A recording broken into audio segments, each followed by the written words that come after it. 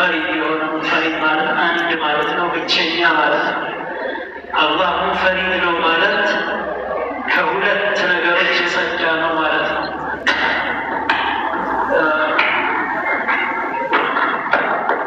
አላህ ሙንፈሪድ ነው ማለት ከሁለት ነገሮች የጸዳ ነው ማለት ነው።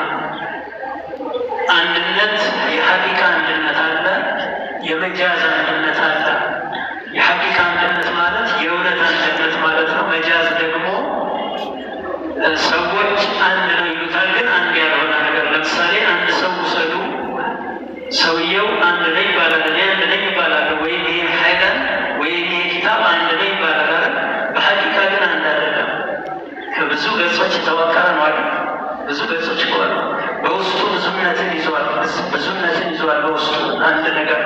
እኔ አንድ ነኝ ይላል፣ ግን በሚሊየን የሚቆጠሩ ሴሎች አሉ ውስጥ። ስለዚህ 10 ሚሊየን 20 ሚሊየን 100 ሚሊየን ሴሎች ውስጥ አሉ አይደል? በሌላ መንገድ እኮ ብዙ ነኝ ማለት ነው አይደል? እንዴ ሴሎቹ ተሰብስበው እንግዲህ ቲሹ ሊፈጥሩ ይችላሉ። ብዙ ቲሹዎች አሉ እኛ ጋር። ከዛ እነሱ ተሰብስበው ኦርጋን ይፈጥራሉ። ኩላሊቱ ዋላ ኦርጋኖቹ ተሰብስበው እንደገና ሲስተም ይፈጥራሉ። ይሄ መተንፈሻ ሲስተም፣ ዳይጀስቲቭ ሲስተም፣ ቆሻሻ የምናስወግድበት ሲስተም፣ ሌሎች ብዙ ሲስተሞች፣ የደም ዝውውር ሲስተም፣ እነዚህ ሁሉ ተደምረው ነው አንድ ሰው የሚባል የተፈጠረ የሆነው ማለት ነው። ግን በሐቂቃ ግን ምንድነው? ብዙ ነን። ይሄ ብዙነት የሚባለው ከሙን ሙተሲል ይባላል።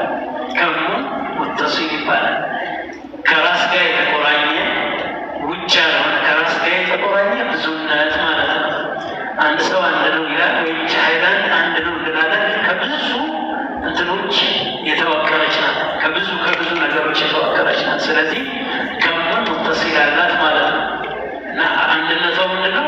ሐቂቃ አይደለም፣ አንድ ነው፣ ግን አንድነቱ ብዙነትን ከውስጡ ይዟል ማለት ነው። ሌላ ደግሞ እኔን የሚመስል ወይችን ሀይላንድ የሚመስል ሌላ አንድ ሀይላንድ ካለ ያኛው ከሙን ሙንፈሲል ይባላል። እሱን የሚመስል ሌላ ነገር አለ ማለት ነው።